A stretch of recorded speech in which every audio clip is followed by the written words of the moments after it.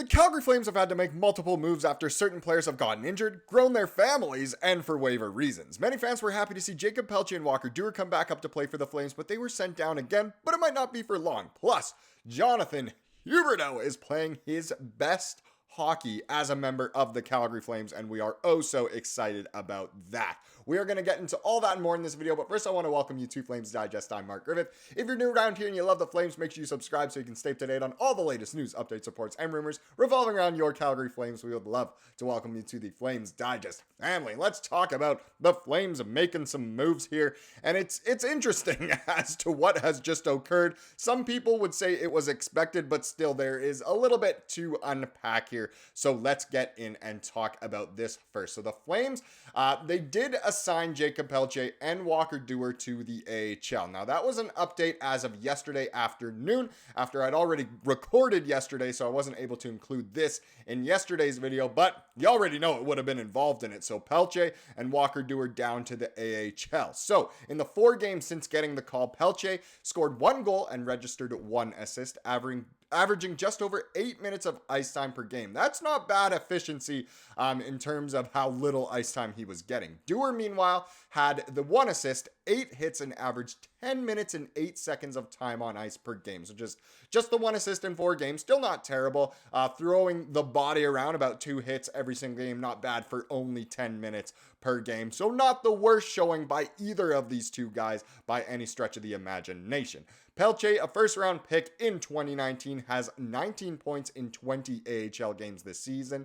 Duehr has matched Pelletier with 19 points in 20 AHL contests as well. And while many people assumed that they'd get the chance to add on to that, that wasn't exactly the case. But since these two guys went down, a lot of people were starting to think, well, who's going to be the next person to come up? And so the win column on Twitter here, they tweeted that William Stromgren was held out of the Wranglers lineup last night for maintenance. Could he be the Flames' next recall? And that looked like it could have been the case. He's obviously never earned that call-up before. He's never played for the Flames before, but it looked like he maybe finally could have been given the chance. Another name that was kind of been running rampant lately in the fan base of who they want to see next, of course, Rory Cairns having a fantastic season with the Wranglers. It seems like a lot of the insiders, shall we say, a lot of the people involved with the Flames organization and around in the media certainly think that Cairns would do better to stay down in the AHL, kind of take on that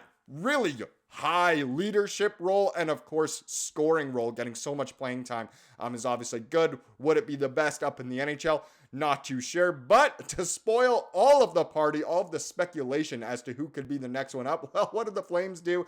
They assigned, or I guess they recalled Pelletier and Duehr from the Wranglers. Now, obviously, the reason for this, it's all a business side. It's all, managing the waivers and managing the amount of games they're allowed to play. And once they become exempt and not exempt anymore, and there's so much to it. But either way, I think a lot of people didn't see this as a surprise once they got sent down yesterday. They kind of knew they'd be coming back up because of the whole business side of everything.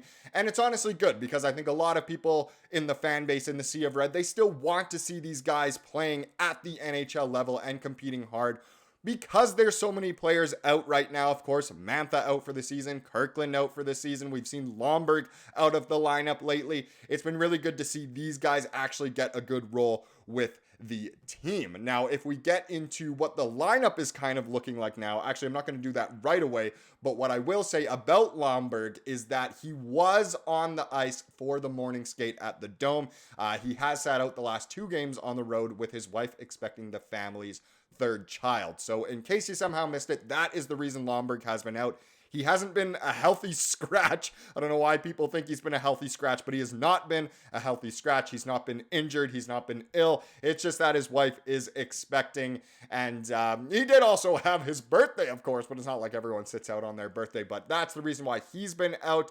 And that's why both Pelletier and Duehr were able to draw into the lineup because he was also out. But it looks like he will now be back in. And we're going to get into kind of what the lineup is looking like actually later on in this video. But first, I wanted to mention something that I said in the intro there and was talking about the hot Huby. How hot is Huberdeau right now? He's playing the best hockey of his Calgary Flames career, which, I mean, isn't much to compare it to. Look, I love Huberdeau. His tenure with the Flames just hasn't been great, but lately he has been really good and deserves the credit. He deserves his flowers for how well he is playing. So Wes Gilbertson here on Twitter, he sent out that Jonathan Huberdeau is now riding a 5-game point streak with 3 goals and 4 assists over that span. Not bad at all, 7 points in 5 games. It marks the longest heater by any Flames player this season. Is that impressive? I don't really think so. Look at some of the other streaks around the league. The team has totaled 14 goals in the past 5 games, and Huberdeau has factored on half of those.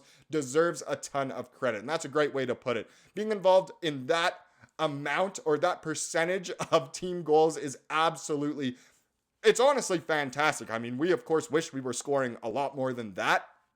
I mean, if you do the math there, 14 goals in 5 games, that's still less than 3 goals per game, even though we finally broke the cursed streak of not scoring more than 3 goals in regulation. But it is great. Huberdeau honestly has been super, super good. If we take that a little bit further, so in the last 5 contests, Huberdeau has 3 goals, 4 assists, including a game-winning goal and a power play goal. So he's doing it in different ways, kind of.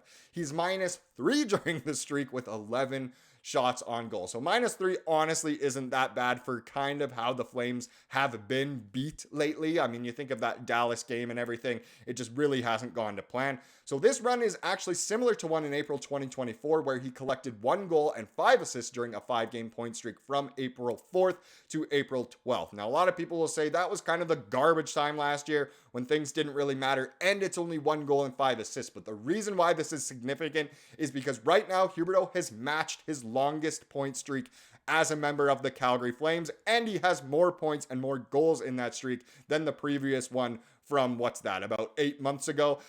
So it is significant here because you can argue that this genuinely is the best Huberdeau has played as a member of the Calgary Flames, which is absolutely fantastic. Hopefully he can keep it going. I think being on that line with Pospisil and Kadri has really enabled him to elevate his game and elevate his production, because Pospisil and Kadri can kind of do a bit of the dirty work. I mean, it's not like all those goals Huberdeau has had have been fantastic goals in a way. The dirty work is done. He's just able to pot it in and capitalize off those chances. So in a way, this is one of the best lines I think Huberdeau has been a part of as a member of the Calgary Flames. If not, it is the best line he has ever been a part of. Let's hope he can keep it going.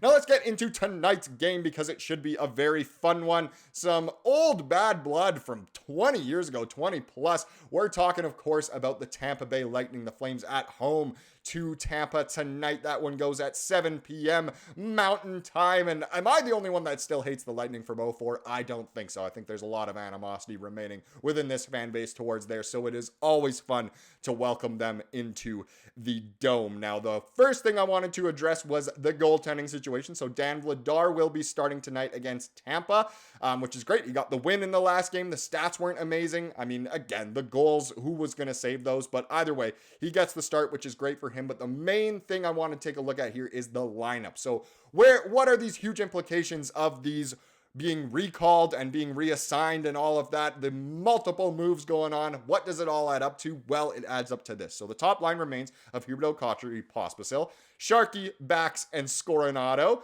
We have Coleman, Zary, and Kuzmenko. And then the fourth line is Lomberg, Rooney, and Duehr. So what is the odd man out? What's the name missing there?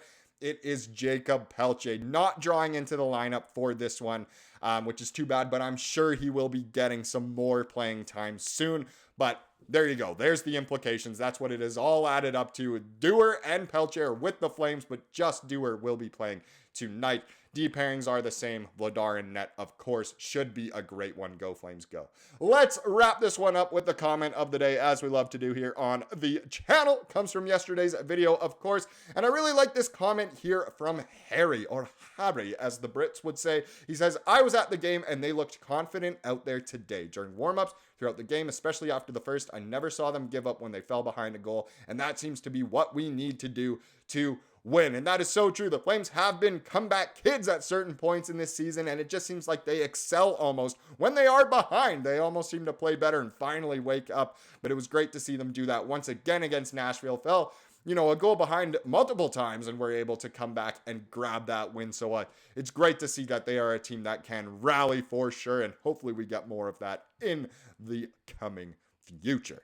Thank you so much for watching this video. Please subscribe like what you saw here today, and have a wonderful rest of your day.